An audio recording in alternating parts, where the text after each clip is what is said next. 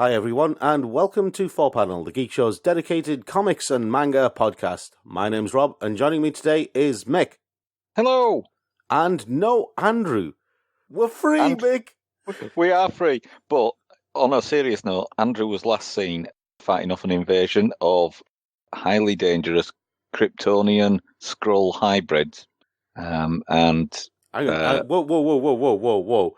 Is there some weird DC Marvel crossover happening again? Probably.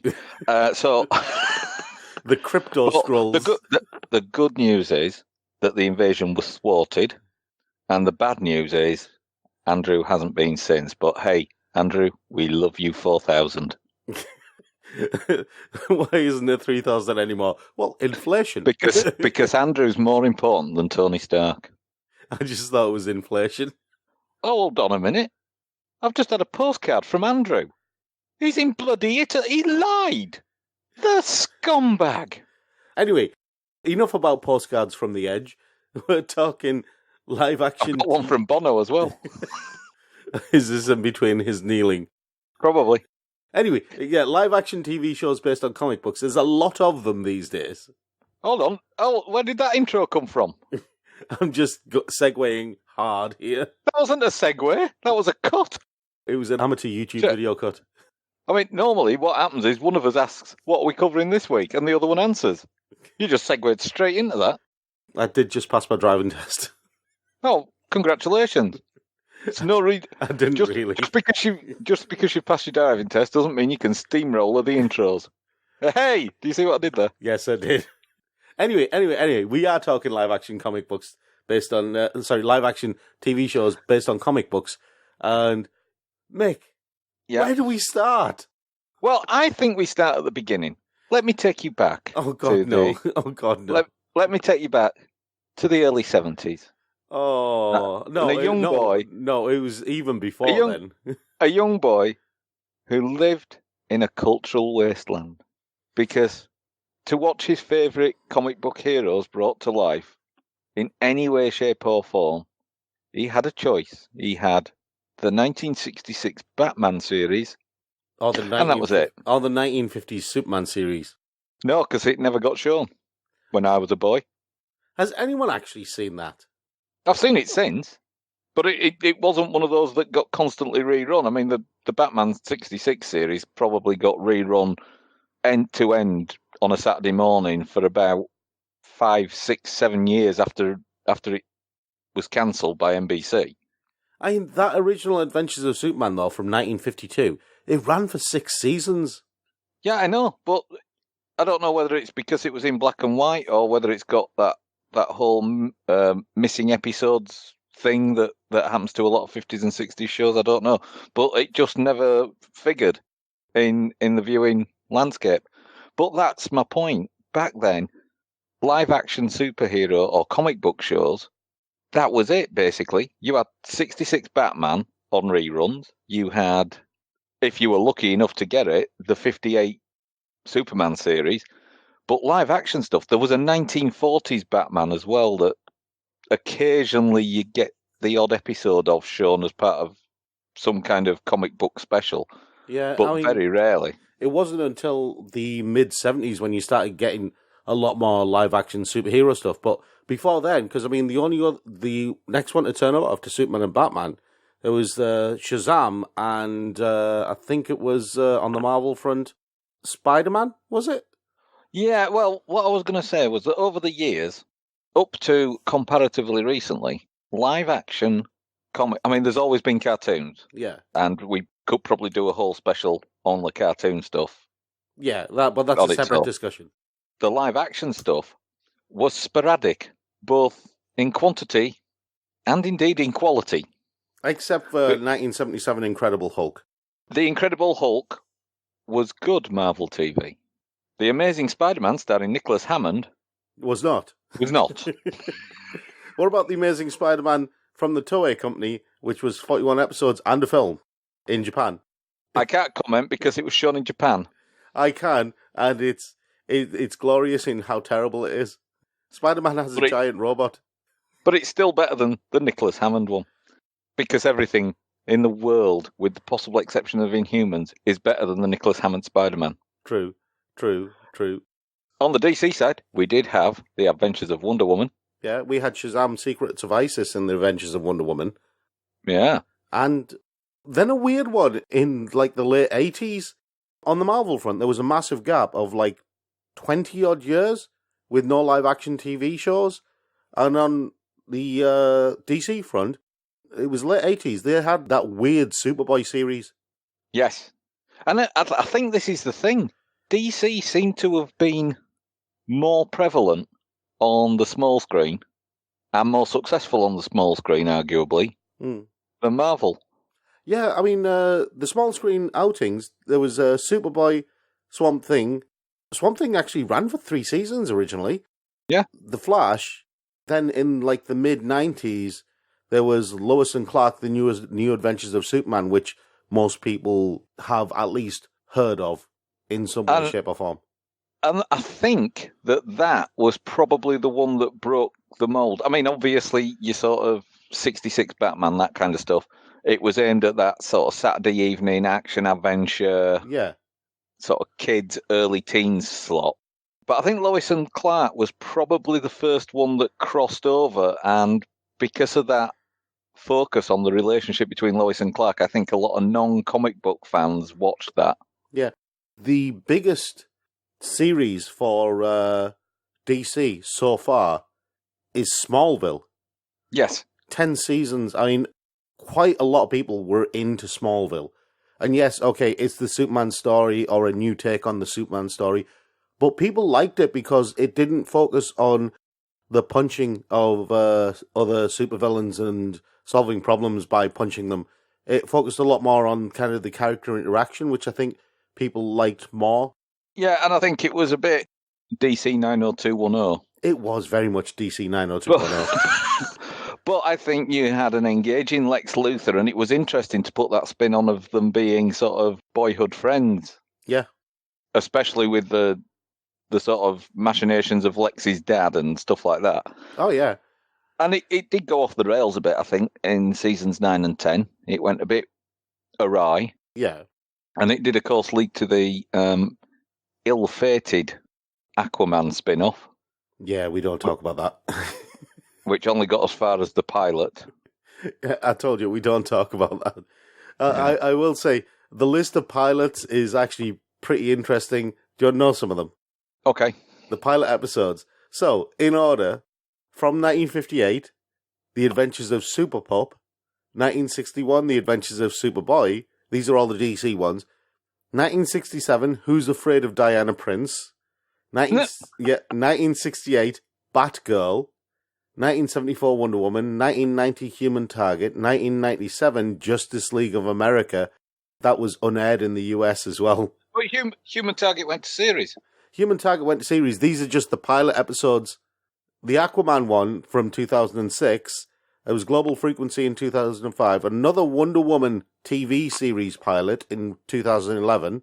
There was with Adrian Padalecki. Yep. And then there was... whatever her name is. Then there was Scalped in 2017 and Secret 6 this year. Yeah. So there's been a few pilots. They've had a few ideas. Yeah. Marvel, on the other hand, have very much been out of the loop when it comes to live-action TV shows. There was Mutant X, which nobody really wants to talk about because it was basically knockoff X-Men. And it's a shame when Marvel are having to do knockoff X-Men. Yeah.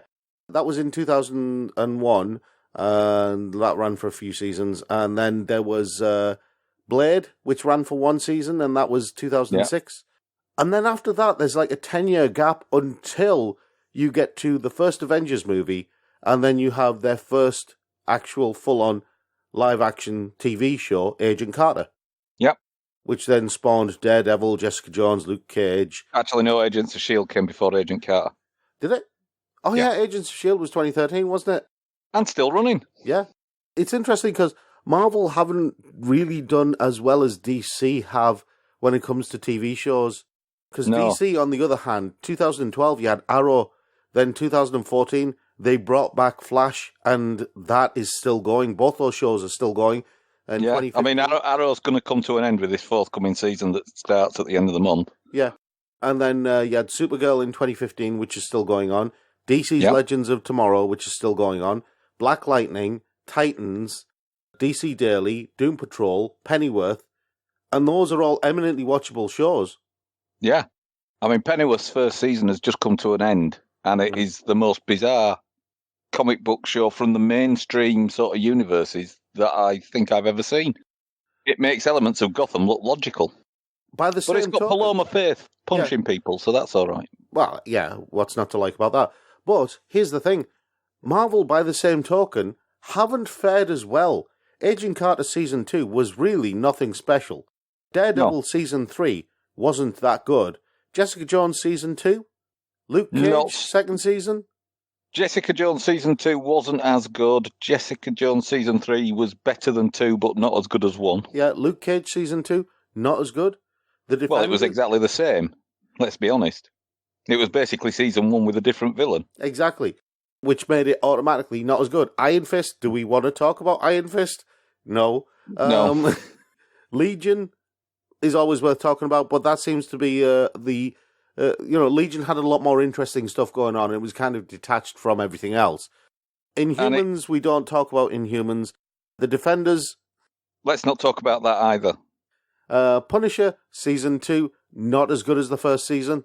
No, and I think that was the problem. All the Marvel Netflix shows had really strong opening seasons, and then kind of trailed off, didn't they? Apart from Iron Fist. Yeah. But then they just kind of trailed off as if they basically said everything they wanted to say, and they were just like, well, I don't know what to do right now. So it's like that, that kid who's basically sung his heart out, but everyone wants an encore, and he's still on stage. Like, he's got the mic. But he only knows the one song. Yeah, he only knows the one song. That's what all these shows are like. Well, that's it. And you look at it, and, Agents of S.H.I.E.L.D., which has its detractors. Yeah. And it has lost its way on occasion over its 7 seasons. But it's still there and hanging in. There's a reason for that, but we'll get to that in a second, right? We'll get to that in a second. I do want to point out 2 other Marvel shows. Runaways and Cloak and Dagger. Now, Cloak and Dagger, I tried watching and I was just like, oh. Yeah, again, that's a bit more Marvel 90210. Yeah. Runaways, which should have been a bit more Marvel 90210, was a bit more fun. Yeah. And I think the sad fact is, with Runaways, I think if anything happens to Runaways, it'll be more down to the popularity of Hulu as a streaming service rather than Runaways itself. Exactly.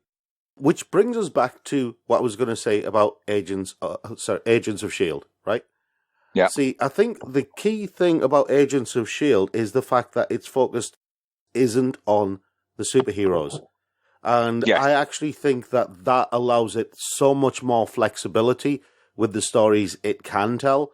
Because at the end of the day, Agents of S.H.I.E.L.D., from everything I've watched of it, is kind of like, okay, we live in this world of superheroes and supervillains, but every day our job is still to be the X-Files.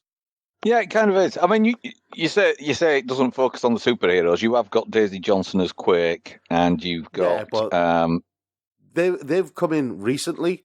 They weren't there in the first 2 seasons, were they? Season 2. Was it season 2? Daisy Johnson was featured in episode 1. She didn't become Quake until much later. That's what I mean when I say that they weren't featured in the first 2 seasons. They were in the first 2 seasons, but they didn't actually start really incorporating superheroes in the main. No, but I mean, they did introduce characters like Deathlock. Yeah, Deathlock's not really a superhero, but you understand what I mean. There's a difference between a cybernetic human and a superhero or supervillain. Oh, that's a whole other show. Yeah, I know. But yeah, so I think that's where the longevity's come. It's from seeing, if you like, it's like Avengers behind the scenes. Yeah. But we focused for a long time on Marvel and DC. Yeah. But, hey, here's a shocker, Rob. There are others. There are other comic companies out there. Yeah. See, here's the thing. And this is where it gets really interesting. When you talk about TV shows based on comics, live action ones, the majority of people will automatically think of shows like Arrow or The Flash or the Marvel stuff. But everyone forgets there's more than one comic book company out there. There's Dark Horse, there's IDW, there's Image, there are a whole host of other companies, and that's not including DC's Vertigo imprint. So you have shows, and the important thing there is that the imprints that are coming from those particular comic book lines, from those publishers, are normally limited runs. They're normally enclosed stories. Yeah. So you have stuff like Lucifer and Preacher. I think iZombie as well was based on a comic book as well, wasn't it? It was, yeah. But I think the one standout one for me, even though I'm not a fan of it, I tried to get into it but couldn't. There are, I would imagine, a lot of individuals out there who are hooked on The Walking Dead who don't realise it's source material. Yeah. And that has run, well, from what I can gather from some of the people who watch it, far longer than it should have, and spawned spin-offs. Yes, it has. Yes, it has. It's spawned a lot of spin-offs. I mean, Riverdale is based on the Archie comics. Sabrina the Teenage Witch. Yeah, is one. Teenage Mutant Ninja Turtles. Yep. The Next Mutation was a live-action kids' TV show, and that's based on it. Witchblade is based on the Mike Turner comics. Yep. Although with far less fan service. Thankfully, the Witchblade in the Witchblade TV show didn't feel the need to get her kit off all the time and transform into some spiky, buxom, demonic thing like Mike Turner envisioned her. Thank you, TV show, for not doing that. Powers was another one. Yeah. That one was kind of ill-fated, though, wasn't it? Yeah. I liked the idea of Powers, but sorry, not Powers. Powerless is the one that I'm thinking of. That was ill-fated, not Powers. Powers was the detective one, wasn't it? Can't remember. Some of them, I'll be honest, I've read the synopsis and gone, I don't fancy that.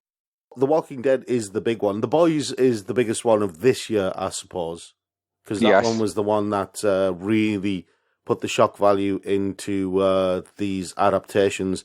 I think the advantage The Boys has got is it has the opportunity to do on TV what Watchmen did in the comics. Yeah. All those years ago. Yeah. I quite liked the Umbrella Academy, right? Yep. I thought the Umbrella Academy, and I've said it before, we've said it on the show before, it was the best version of the Dark Phoenix that I've seen in a TV show or in a cartoon, except for the Fox Kids cartoon, because that was really good. But it's the best version of the Dark Phoenix saga in a live-action medium. But then you've got the weird ones, the ones that don't fit into any of those, the ones that don't have superpowers. The ones that are a bit less superhero would be. Yeah. Like Winona Earp. Yeah, Winona Earp. The End of the Effing World. Yep. That's another one that people forget. I mean, there was a pilot of Lock and Key in 2011. Sheena, Queen of the Jungle, was a TV show. Yep. That had like two bites at the cherry, didn't it? There was a 1950s one and I think early 2000s. The Tick. Twice, The Tick. Yeah, exactly. Wasn't there a Van Helsing TV show that was based on the comic? There is a Van Helsing TV show, yeah. And there is another Lock and Key series coming. Excellent. But this is the thing. You have so many comics these days. And the thing is, we're just focusing on comics. We haven't even mentioned manga. That's a whole other show on its own. Again, yeah. Especially through Netflix, it's difficult to tell now when you're looking through some of the preview pictures whether the picture is for an anime or a live action. Yeah. And that's the problem that we've got. There's so much available now. But I think the biggest thing, though, is that when it comes to live action TV shows, how do you decide which comics to adapt and which ones to leave behind? First of all, let's have a look at why some TV shows are better adaptations than movies. Yeah. I think the thing is, you can tell more of a story over a TV series. Over 10 episodes, you can explore more character interactions and stuff. So I think things like Jessica Jones, where certainly a lot of the Purple Man stuff is all about psychological abuse and that kind of dominant force. You can tell that story and make it more harrowing over the longer form of a 10-episode TV show. If you imagine that first season of Jessica Jones done as a movie, I don't think it would have been quite as appealing. Yeah. Simply because there's too many moving parts to keep happy in a sort of hour and a half, 2 hour runtime. Yeah. If you've got a disconnected narrative, if you've got a comic that isn't connected to any wider universe or anything like that, then it's something that's easily processed, especially if it's an enclosed series, if the story's already told. Something like Preacher, right? Yeah. It's easy for you to produce that, and you can make changes and stuff like that to adapt it to the small screen. That's okay, because at the end of the day, people understand with shows like with stuff like that, you're going to have to make some changes somewhere. As long as you keep the spirit of it, as long as you keep the main points of it. Yeah. But when it comes to stuff where it's connected to a wider narrative universe, like the Marvel stuff, I think that's where you could run into problems, but you can also run into the ability to introduce other characters who will have their own shows in other shows, like Luke Cage was introduced in Jessica Jones. Yeah, I think the other thing that the TV medium gives you, which is more flexible, mainly because of the speed of turnaround on a TV show compared to a movie, is you can take time away from the main plot. And how many times have we seen this in these comic book TV shows? I mean, TV in general, but particularly comic book TV shows, where we go, hey, do you know what? We're going to put a pin in what the main characters are doing. Yeah. And we're going to go back 10 years in their life to some other people that had an influence on what they did. Or we're going to just focus on this group of people who will play a part later on. But for now, you just need to introduce them and sow the seeds in people's minds that these are going to feature. Yeah. And you can't do that in a movie. You can't just have a scene on its own that is completely unrelated to what went before and what came after. It's all got to sew in somehow. Yeah. But you can just do a standalone episode on TV because you've got the flexibility there. Yeah. Because if you then start watching it as a whole, you can that episode and put it in somewhere where it fits better. I agree. So, okay then, what sort of comics do you think would make good TV shows? I think the kind of comics that make good TV shows are the ones that have got a rich cast of characters. So I think something like Batman doesn't work as a TV show, or wouldn't work as a modern TV show. Which is why they had to change it to Gotham. Yeah, but it doesn't work as a TV show in so much as, if you think back to that 66 series, you watch it on the reruns, how many of those episodes are about the Joker? How many are about Catwoman? Yeah. How many are about Penguin? Yeah. And then spattered throughout, you've got the odd couple of episodes about the Clock King and Bookworm and stuff like that, Mad Hatter. If you're doing that on a TV show in the modern age, where people are binge watching it on a box set type basis, they're going to start skipping over the lower episodes, the sort of the Bookworm episodes and the Condiment King episode. They're going to skip over those because they can. Whereas if you do a series of Batman movies, a trilogy of movies or whatever, you can focus on key villains throughout. And you can do a Joker movie, you can do a Penguin movie, you can do a Catwoman movie, or you can make a real cock-up and put all the villains in one film. Yeah. I don't know why, but you could. And I think Suicide Squad, to be fair, would have probably worked better as a TV show, because then you could have taken the time to focus on the individual capabilities of each person. So, in effect, you have a Harley-centric episode, and all the others are the supporting actors for that episode, and then the following week you have a Deadshot episode. The following week you have a Katana episode. See, basically what you pitch there is the A-Team. Yeah. And I actually agree with you. The Suicide Squad should have really been done as an A-Team style TV series. Because I think there was far too much in the Suicide Squad movie and in the comics for it to be fit into one movie. I don't necessarily think that you have to have a cast of, I say a cast of interesting characters more than a cast of superpowered characters. Then you can basically focus on character interaction to a degree. It's one of the reasons why Smallville worked, and one of the reasons why the early the first two series of Daredevil worked as well. First season of Punisher, they had one central character, but the people around that character were actually interesting and had stories to tell. And I think that's another way they can do it. And there's loads of comics like that. I think the reverse is also true, probably for Defenders. Yeah. Because that would probably have worked better as an ensemble movie along the lines of The Avengers. Yes. Because there wasn't enough story to fill 10 episodes. No, just a TV movie would have worked for that. I mean, there are characters who I would love to see on TV. Top of the list, I suppose, would be the Savage Dragon. Okay. Do you know the Savage Dragon? I am not familiar with his work. Her work. Their work. I am not familiar with the work of the Savage Dragon. I suspect it may not be suitable for a young audience. Well, actually, I beg to differ. I think the Savage Dragon could work as a cartoon or as a TV series. See, the Savage Dragon was created by Eric Larson. It's published by Image Comics. And Eric Larson has been doing the Savage Dragon since its creation in 1982. Okay. Right. And it's been one author continuously making the Savage Dragon all the way through all this time. So there have been other artists and everything like that, but there's only been one actual writer, and so the story is continuous as well.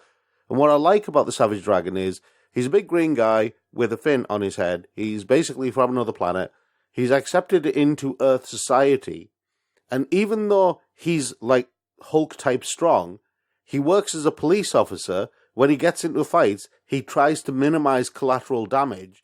He tries to protect citizens first before punching the other folks. Do you see what I mean? It's a very different take on the typical kind of superhero ideology that I think would work in a TV show. Maybe a limited run, 6 episodes or something like that. Yeah. But I think it could work as a TV show, since we know that alternative takes on the typical superhero ideology and methodology tend to work. So stuff like the Umbrella Academy and The Boys and stuff like that. They've proven that there's an audience for that sort of counterculture, I suppose you'd say, comic book. Yeah. I think for me, the one that I think would work well as a TV series, because you could do it in a sort of, I don't know, sort of Miami Vice, NYPD Blue style, is Sin City. Because you could do it like an anthology series. Yeah. And you wouldn't have to have a regular cast all the time. You could have different people coming in. You could have recurring characters and stuff like that. Yeah. I mean, the first movie was an anthology movie, wasn't it? It was. Well, they both were. Yeah. I think the first one pulled it off better because it interwove the stories, whereas the second one divided them up and did them story A, story B, story C. Whereas at least on the first one, they sort of wove into each other. But I think that's the beauty. You could do it as standalone little stories where you have half a dozen characters feature every week. Yeah. And sometimes you could still have that a bit like League of Gentlemen Season 3 had. Yeah. Where some of what happens in one person's story is background events in somebody else's. You could still do it that way. Yeah. And maybe have a season finale where you see how it all weaves together. But essentially, the little individual tales from Sin City. You've even titled it. Tales from Sin City works. See, this is the thing. When you're talking about Sin City itself, you don't have to necessarily stick to what was in the comic books. Right? No. you can create new characters and new environments and new instances that are based on the comic books, and maybe you'll have cameos from characters that were in the comic books, but it's not always necessary. And you can have certain episodes that are based heavily on parts of the comic books, but you don't always need to have that as well. It adds a variety to it. I think that's a great idea. Sin City's a cracking idea. Just don't let Frank Miller near it. You know why. Right. Anyway. What other characters who see the problem I'm having is I'm trying to think of characters outside of Marvel and DC. I think that they tried to do a Constantine TV series, and they really could have made it work, but they had the right actor, in my opinion, to play the role of John Constantine. It did work. They just didn't like it. That's what I mean. And they've rescued it. They've rescued the character by putting him into Legends of Tomorrow now. Yeah. It's just a shame because I think... See, here's the thing. I think that for the character of the Hellblazer, I think they made it too light. I think it needed to be much darker than it was. I think that one of the reasons they did that was because they wanted to see how it flew first. And I can understand that. They were taking a bit of a risk. That's the thing. A lot of the people who complained about the TV show are people who would have watched an actual darker version of that show because they were fans of... Yeah, you've got to remember that from a TV point of view, particularly because I'm not sure what network carried it in the US, but certainly it was Amazon brought it to the UK. Yeah, true. They can't rely on just comic book audience numbers. So they couldn't rely on just Constantine fans tuning in. Yeah. They needed to be able to attract in. And because it's the supernatural, yes, you're probably going to get some supernatural fans. Not Supernatural the show, but, you know, fans of that kind of genre jumping in. But if you make it too dark, it makes it too genre, too niche. You can gradually increase that over time. You've just got to grab that. It's like making a Marvel film that's too sort of history heavy. Yeah. You know, you're not going to get it. You need to be able to tell people who've never picked up a comic book in their life what the score is. Okay, this is a topic that we'll obviously revisit at some point. See, the problem is we've got loads of titles, and I think the next time we come back to this, we should focus on non-DC and non-Marvel. There are comics like Astro City and Lumberjanes and, hell, even Fables that I think we could probably talk about.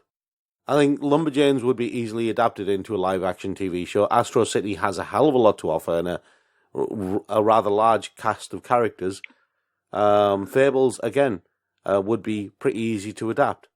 I would have thought Astro City was probably nailed on for a live-action because the way that the rate that they're churning manga-based TV shows out at the minute. Yeah, unfortunately. But anyway, shall we take a break there? Yes, let's. All right. We'll be back in a moment. This is Sonny Strait, the voice of many of the voices that you grew up on. Yes, I raised all of you ungrateful bastards, and you're listening to The Geek Show. Kamehameha, bitches! Have you ever been reading through a stack of comics and thought, maybe I should see what this Arkham Asylum game is all about? Or been playing Marvel vs. Capcom and felt like you were at a real disadvantage since you didn't know who half the characters were? Well, Play Comics is the show for you. I'm Chris, and each episode we take a look at video games based on comic properties and how well they stick to that source material. So whether you know the comics and want to know how all these games work, or you know the games and want to find out where all this craziness came from, go check out Play Comics at playcomics.com or wherever you find your favorite podcasts. Hello, and welcome back to 4Panel. And now the bit we like probably the best, which is talking about stuff what we've read. Starting with Rob. Yes, and you almost forgot what show you were on, didn't you? I try to, Rob. I try. Right, okay. I'm going to kick things off today with Volume 3 of Witch Hat Atelier by Kamome Shirahama. And I have to say, the first thing off the bat, The artwork in this continues to be absolutely dyed-in-the-wool gorgeous. I mean, we're talking like really, really good character design, really good costuming, really good backgrounds, and highly detailed, very expressive characters. I can't really praise this enough, but I am going to continue praising it because you have a continuation of the story. If you remember, at the end of Volume 2, Coco was about to have her mind wiped, her memories removed, including her memories of her mother, by one of the enforcers of the witches who can't stand the old school witches. They didn't want to wipe out the old type of magic and replace it with this new rules-based system.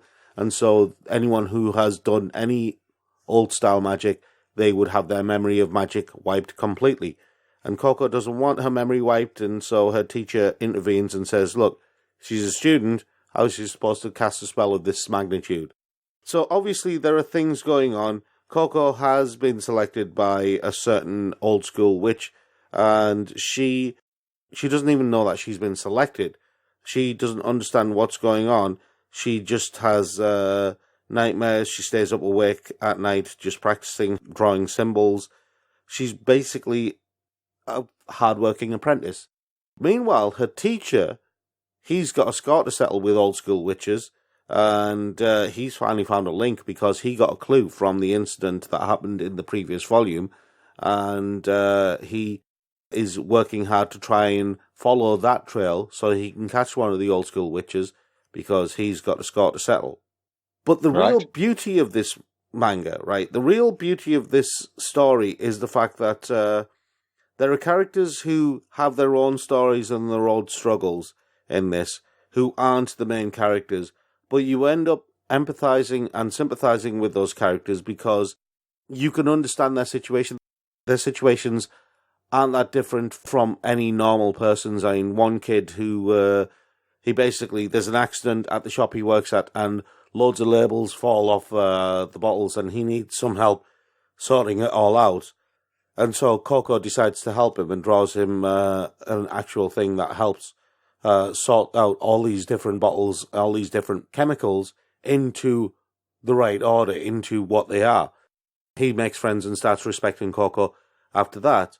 But that's only because she's worked so hard, and he, at that point, finally realizes that she hasn't fallen into it. She's not privileged or anything like that. She works just as hard as he does to achieve her goals, and so he starts respecting her for that. But the other thing about this is the little nods. Now, everybody talks about Harry Potter, about all these little things in the Harry Potter films and in the Harry Potter stories that separate the magical world from the real world, like platform 13.5, was it, at King's Cross Station? And 9 3/4. Was it 9 3/4? 9 3/4, something like that. I can't remember. But in this, there are little things that I love seeing. Coco and Kifri, her teacher, they go to visit the ink shop where she bought her special ink to draw symbols. But there's a blank wall. And she goes, the door's gone. Kifri goes, damn it, it must be closed. And then the boy who works in the shop, he turns up. He's like, oh, you're looking for Grandpa? And they're like, yeah. He goes, well, okay, I'll let you in. And he takes out a door handle from his bag, attaches it to the wall, and turns the handle, and a door opens. Coco's like, oh, wow, I didn't expect the shop to be like this. He goes, no, this is the basement. Different rooms have different handles. So he's basically carrying around a bag of door handles that open into different parts of the building. Right. It's a great idea, isn't it? It is, yeah. And it's little ideas like that I love seeing in this in this manga. Just loads of little ideas about magic and how it's applied, and it continues to be a really interesting, really fascinating story with fantastic artwork and some brilliant characters, really complex, really deep characters as well. It's not just Coco, it's Kifri, it's everybody. They've all got their own stories to tell, and their stories are fascinating, and I have to say, I absolutely adore this. I think it's one of the best manga that I've read so far. Whatever? Yeah. And you've read lots of manga. I've read hundreds. Wow. Witch Hat Atelier, I'm only at volume 3, and unless something serious happens and it really takes a drop in quality, it's on course to at least be in my top 20 of all time. And that's all any manga author can ask for. Considering I have only rated 2 manga as masterpieces in my entire life. Ooh. And I've read something along the lines of, when I say hundreds, I don't mean low hundreds. I mean something like 900, probably more, manga. You need to get out more. You're not the first to tell me that. Anyway, Mick. Yes. Well, and this is the part where you'll need to insert some 1970s sitcom music. I'm glad you said sitcom music. Well, like, I don't know, a 70s sitcom, something like Terry and June. Oh, yes. Because that's right. It's time for another hilarious episode of Meet the Skrulls. Meet the Skrulls is a Marvel comic which, when handed to me for review, I thought, oh my God, this is going to be terrible. Yeah. This is going to be one of those times when Marvel have thought, do you know what would be funny? Without actually understanding what funny means. But it's actually much, much better than I could ever have hoped for. What Meet the Skrulls does is it takes us through the life of a family of Skrulls who are on a mission. And it's like a dark version of Third Rock from the Sun, in that they're a family that have been sent to Earth with specific missions, and they've all been given assignments, and they live as a family, the Warner family, and Mum is assistant to a congresswoman, Dad works at Stark Industries, or Stark Unlimited, I think it is now, and the 2 kids go to their respective schools with a task to befriend the daughters of high-ranking individuals.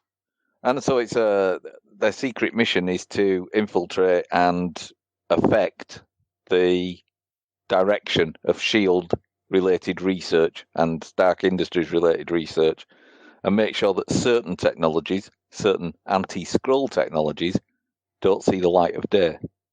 And so what we do is we follow the fact that they're doing this, but also we follow the fact that they are a family, that they have got a teenage daughter, they have got a preteen daughter. They do have arguments about how that daughter gets away with this, but that one doesn't. They have arguments about who's pulling their weight and who's doing the right thing. There's even intimation that maybe one of the parents has had to be in flagrante with someone as part of the mission. And so you get this intergalactic bickering between the family. In the meantime, they've got their superior Skrull officer breathing down their neck saying things are going wrong. What's happening here? What happened to so-and-so? How did this get stopped? How did you manage to screw that bit up? And if you're not careful, you'll be pulled off this mission and given a different one. And despite all the Warner's best efforts, these things still keep going wrong until they figure out why.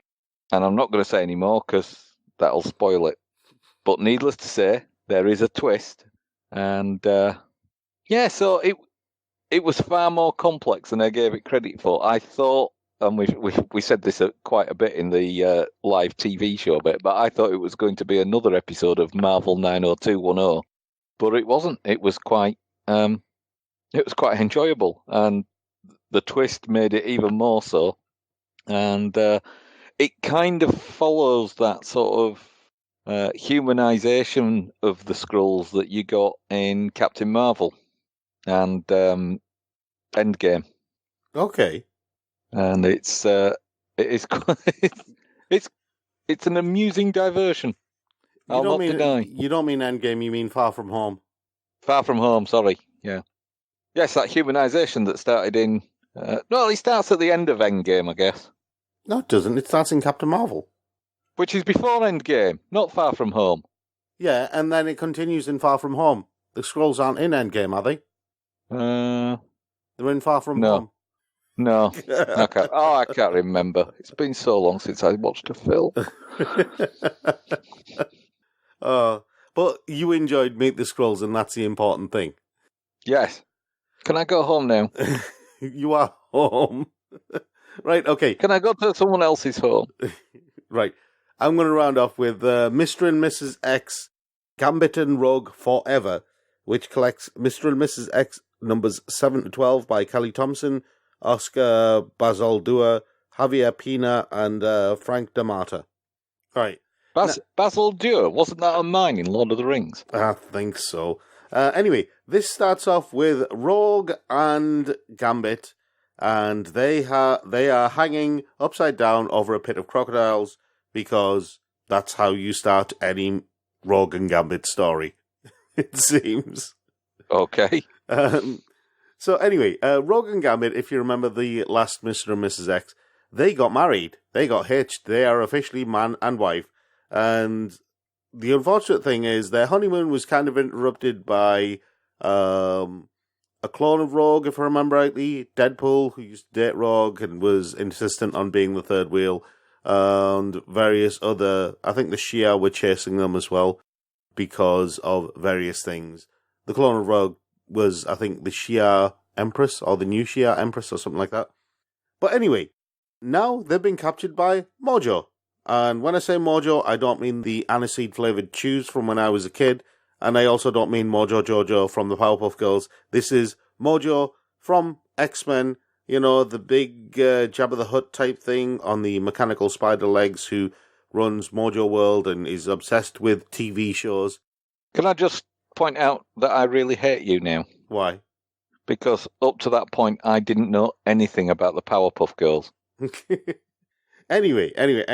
Mojo's not happy about the fact that Remy and Rogue are hanging upside down over a pit of crocodiles.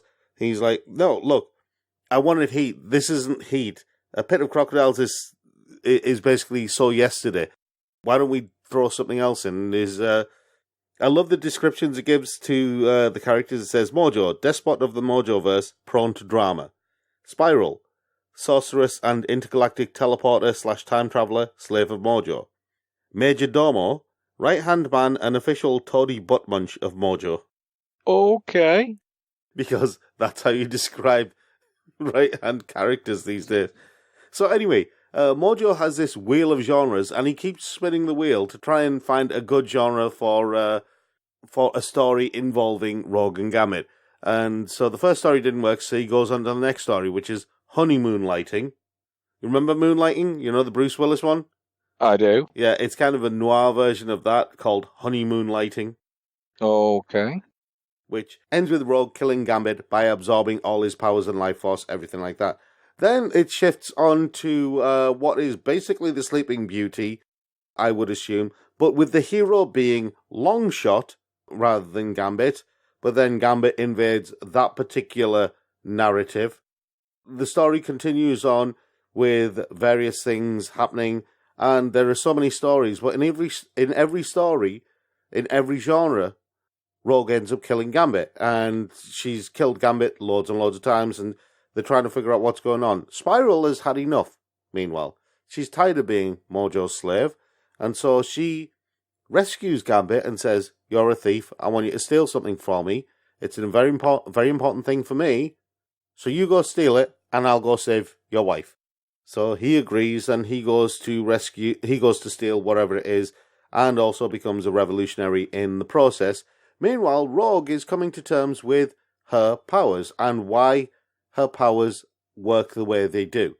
And it's interesting, that angle, because this actually looks at the psychology of Rogue as a character, to a degree, and it kind of breaks down the reason why her powers are the way they are, and actually gives a logical explanation as to why she has why she can absorb people's powers and abilities and life force and stuff like that. It explains why she doesn't turn it off, why she's not able to touch anyone, things like that. And it gives a logical explanation to that, which I really appreciated, because the rest of this comic is kind of Fruit Loops. You've got Mojo, who is one of the more bizarre X-Men villains. Okay. You've got Rogue, who's basically had a power-up, effectively. You've got Gambit, who also has had a power-up for some reason. You've got Spiral, who basically is in the process of trying to gain her freedom. You've got the two of them having a nice, quiet evening in, and then going out to do their thing because Gambit's dad turns up and says, we got to go back to New Orleans, there's trouble. Meanwhile, you remember that Captain Marvel re-entry that you covered last week? This actually crosses over a little bit with that because Rogue gets a phone call from Carol Danvers, and she's asking for help, something that's happening on Roosevelt Island. Right. Which crosses over with Captain Marvel re-entry. It does. And so Rogue's off to do that. Meanwhile, Remy travels to New Orleans to sort stuff out and ends up falling foul of the Thieves Guild, the Assassins Guild, and everyone else. And then stuff happens. And when I said this is Fruit Loops, I meant exactly what I said. This storyline at the end here, it doesn't make any sense as to why it's there. I don't understand why it's there. I'm sitting there going, okay, you could have just ended this with them going off, her to help Captain Marvel, and Remy just let him go for a bagel or something. I don't know. Let him have breakfast at the very least. You don't have to drag him off all the way to New Orleans. I have to say, Mr. and Mrs. X continues to be a fun comic book. Okay, there are odd things that happen in there, and there are some things that really make no sense. They're the lighter moments of it. There are some dark moments in there, but I think in general it maintains that light tone. And I think that the relationship between Gambit and Rogue is always an interesting relationship because the two of them have basically played around and they've danced around each other for decades. But now they're an actual married couple. And what I'd like to see, because they're calling it Mr. and Mrs. X, what I'd like to see going forward from this is the two of them adjusting to married life in the same way that we saw Spider-Woman adjusting her superhero outings to actually being a parent. Right. Because that was one of the more interesting things about Spider-Woman was they basically had her pregnant as a superhero, and then after the baby was born, she was adjusting to being a parent and a superhero as well. And you also had kind of an addition to that was Jessica Jones and Luke Cage being superheroes and parents as well. Do you see what I mean? I think it sounds weird, but I like seeing a bit more mundanity in my comics involving superpowered beings because it makes the superpowers that little bit more spectacular when they come out. Yeah, I guess. It gives it a bit of a counterpoint, doesn't it? Yeah, it kind of grounds it a little bit so that... So watch out for Rob's next comic. Spider-Man pays his mortgage. No, it won't be Spider-Man. He'll be Spider-Woman applies for tax credits. No, not even that. Hulk takes his driving theory test. You're forgetting just how my brain works. I didn't go to Spider-Man who pays his mortgage. I went straight to Spider Accountant. I went straight to a guy on the ceiling doing other people's taxes, never mind his own. Dear, oh dear, oh dear. Exactly. Oh, and I have to say, my Spider Accountant is chartered. So, anyway, we are at the end of the show. So, we're going to leave you there for this week. If you want to catch any of our previous episodes, you'll find them all on our website, thegeekshow.co.uk, along with all of the other shows that make up the Geek Show podcast family. There's also various videos from YouTube, reviews, and various other things as well. And you'll also find our Patreon and our shop on our site as well. If you're listening as a podcast through any kind of podcast service like Audioboom, Apple Podcasts, or Spotify, Deezer, Stitcher, whatever, leave us a rating, leave us a review. It does help us with exposure and it does help us improve. And that's it from us until next time. I've been Rob. I've been Mick. And we will see you all later. Thanks for listening.